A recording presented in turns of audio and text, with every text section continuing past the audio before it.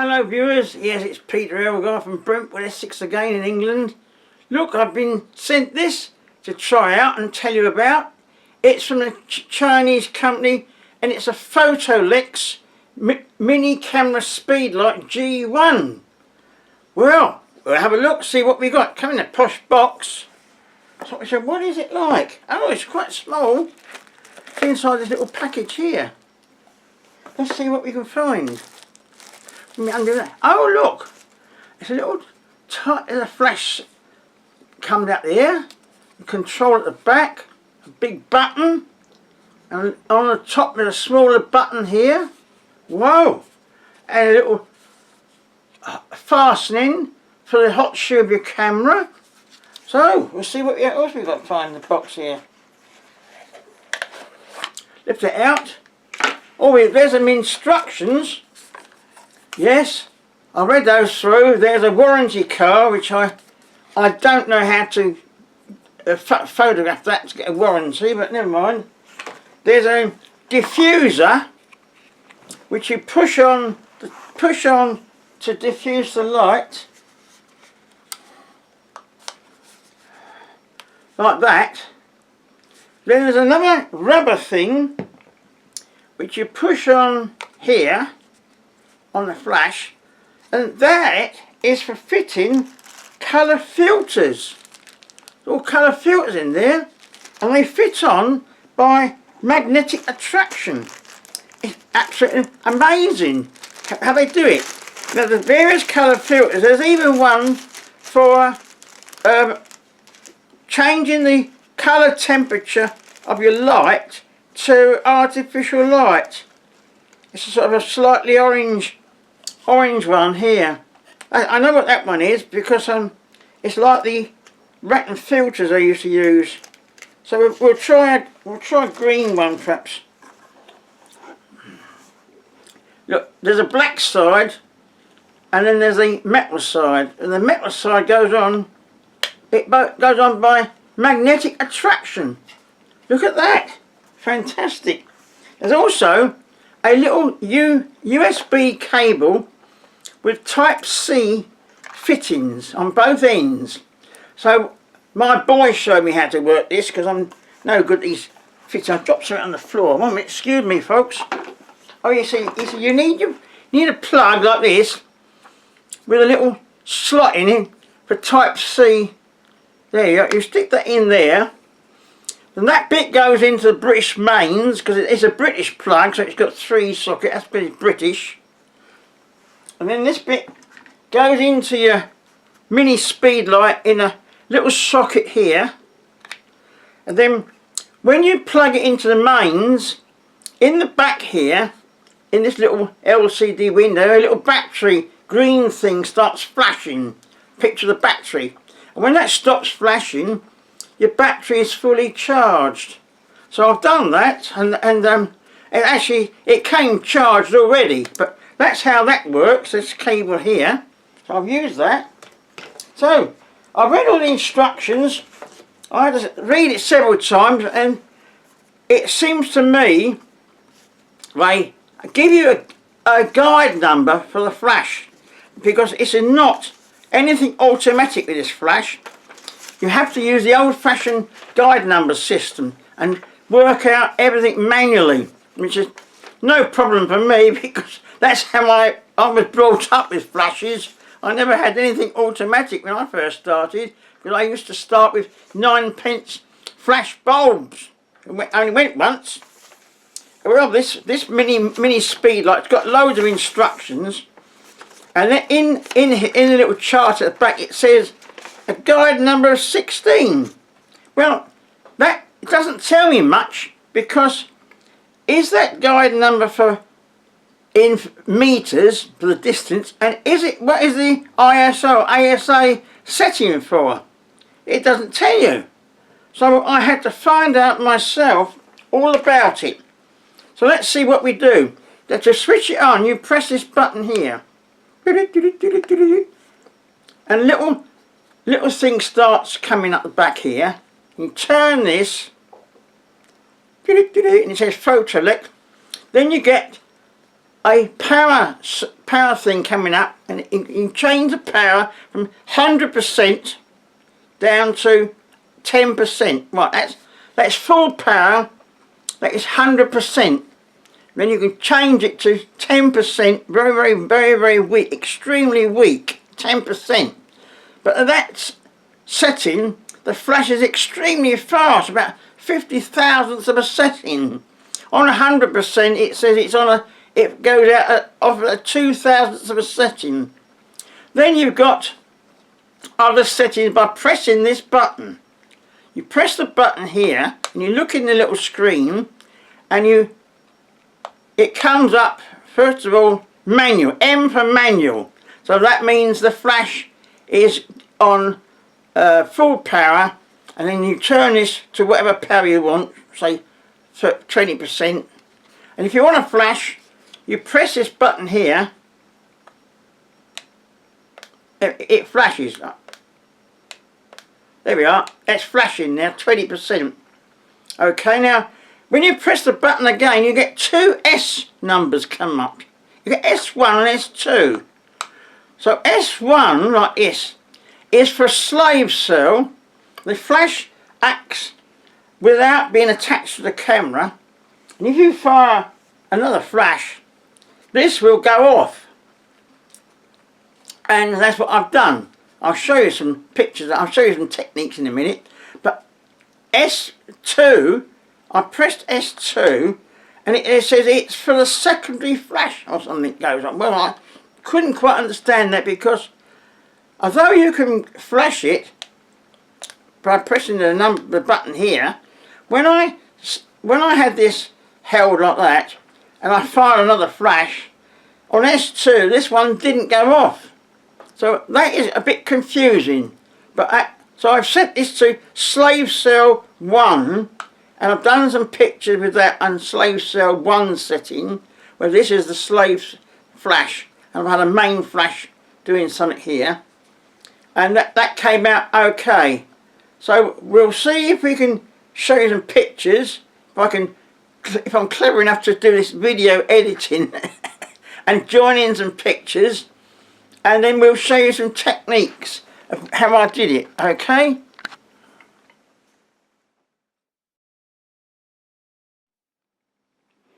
Well, I'm going to do some handheld video in there to show you a setup that I've been practicing today, to show you a little setup in my lounge here. There's a Pentax K10D with a 35 to 80 zoom, and on it I have here a wireless trigger.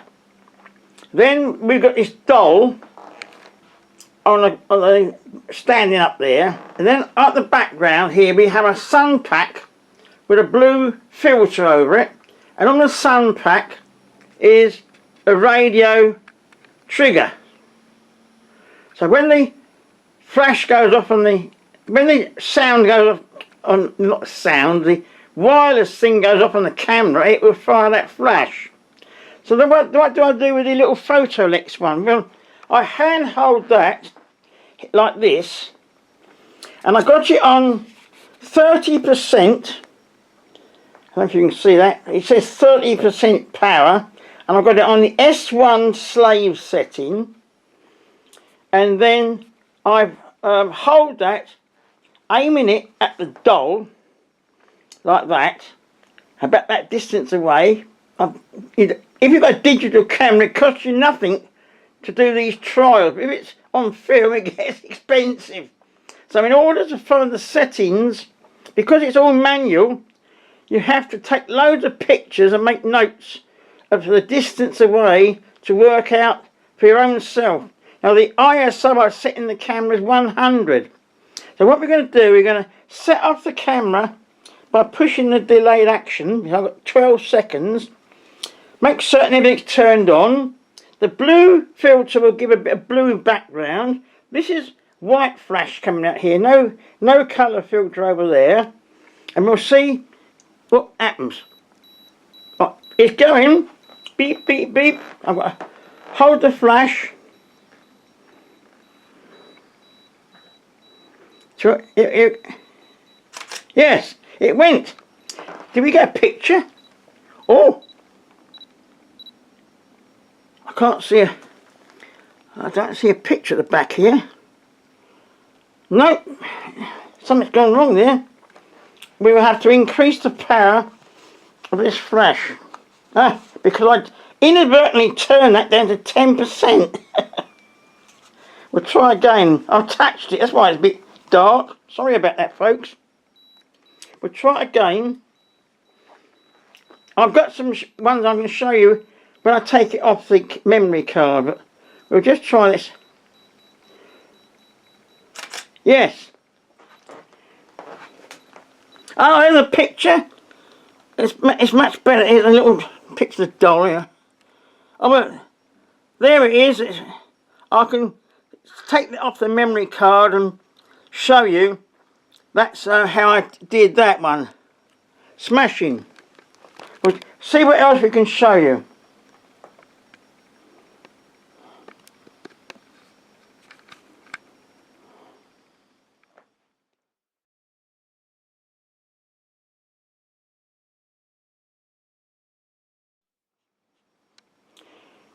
Now this time we're going to try colour filter over. We put a red filter over with the magnetic attraction thing, and we got it on 40%, and we got the aperture stopped down to, was it F14. Then we got the camera on delayed action because I need 4 hands and I've only got 2 hands. Then we got the what's it, the tall building in New York, Empire State Building, that's the one. Then we got my sun pack flash with a blue filter pointing towards the background with the second bit of the wireless thing on it. We've got the wireless thing in the hot shoe here. And we've got the flash turned on to S1 slave cell. So now we're going to press this. We've got 12 seconds to make certain. Hold the PhotoLex flash here and see if you can see what happens. Right, that went off. Oh, we got a colourful thing at the back. Look at how colourful that is. It's just an experiment, not perfect, but a bit of fun anyway. I'll show you some outdoor pictures sometime.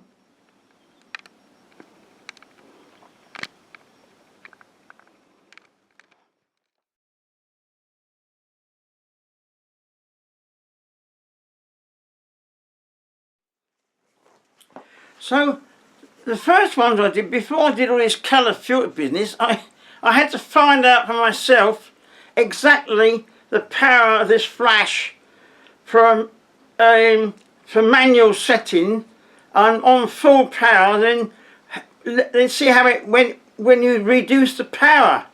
So I put it into cameras such as the digital Pentax K10D. Now in the hot shoe you've got loads of contacts because that is for Pentax dedicated flash, but the PhotoLex has only got one little electrical contact there which goes on the center contact of your camera. So there's no automatic flashing and automatic exposure at all. You have to slide that in carefully with camera stuff. Everything's done carefully so you don't break anything. Then you lock it by turning this little lever that locks it on. Right, now your PhotoLex mini light is on. So we press it on.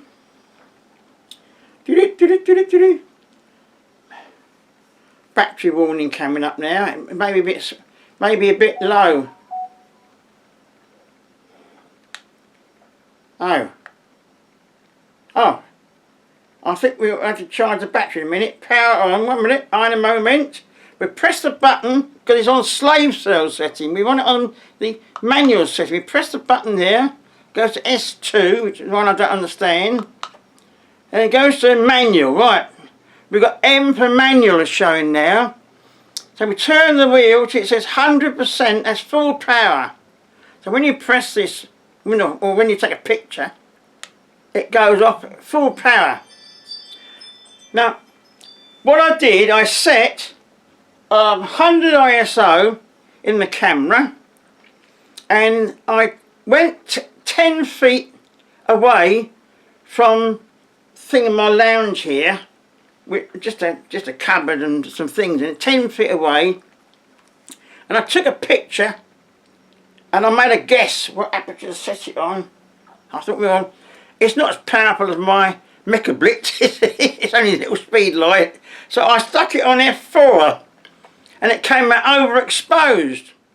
So then I stuck it on 5.6, and it came out smashing.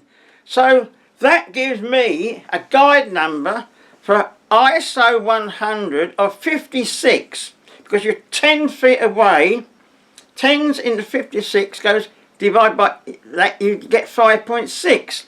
So I said, all right, I wrote it all down on my notes.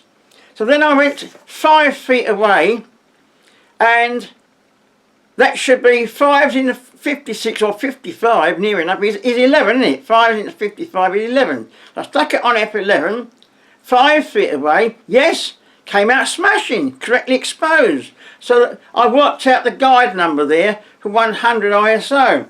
So for 200, you get one stop less, so that is a guide number of 80. And for 400, it's a guide number of one stop less, so it's F11's at 110 for 400, and guide number for ISO 200 is 80, because 10 feet into 80 goes F8, and it came out right. So I worked out the power of this flash for 100, 200 and 400, but when it's on full power. So when it's on reduced power, you get less exposure, don't you? Which is useful for when you're outdoors, because you don't want full power for filling flash. You only want full power, and this is the main flash, taking the picture indoor in a room somewhere when it's dark and you want the full power flash. But if you're outdoors and you want a little fill-in of the shadows, and if it's dark, overcast, winters in Brentwood High Street in dark December afternoon at 3 o'clock, when it's always dark at 4 o'clock, you need a little bit of flash to lift everything. So I would then turn that down to say 50% or even 40% on here, and that underexposes the flash. So that's how you can control your exposure. And I did some of my friends, which I hope to be able to incorporate in the video here, some of my friends outdoors using this technique of less flash, and in bright sun I filled in the dark shadows and my faces came out smashing. So that's what I found with this little mini Speedlite. It's totally manual. You have to do it all yourself. There's nothing automatic with it, but it is very useful, and it's nice little set with all the gadgets you get, the diffuser, the colour filters, the little rubber thing with a magnetic attachment.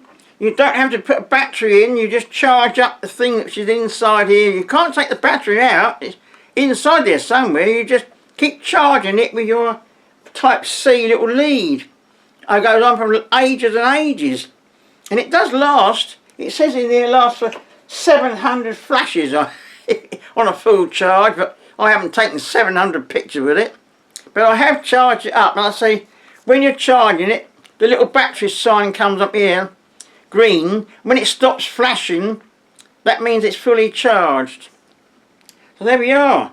That's about all I can tell you at the moment. So I hope you enjoyed this. We'll switch this off with a long push there. It's now off safely. We can now take it off without...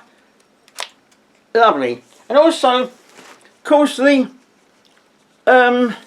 electrical contact here, what you call it, the across the terminal is very low, so it's safe to use with digital cameras. They wouldn't sell you something which has got a very high discharge voltage like they did in the old days and blow up your £5,000 digital camera.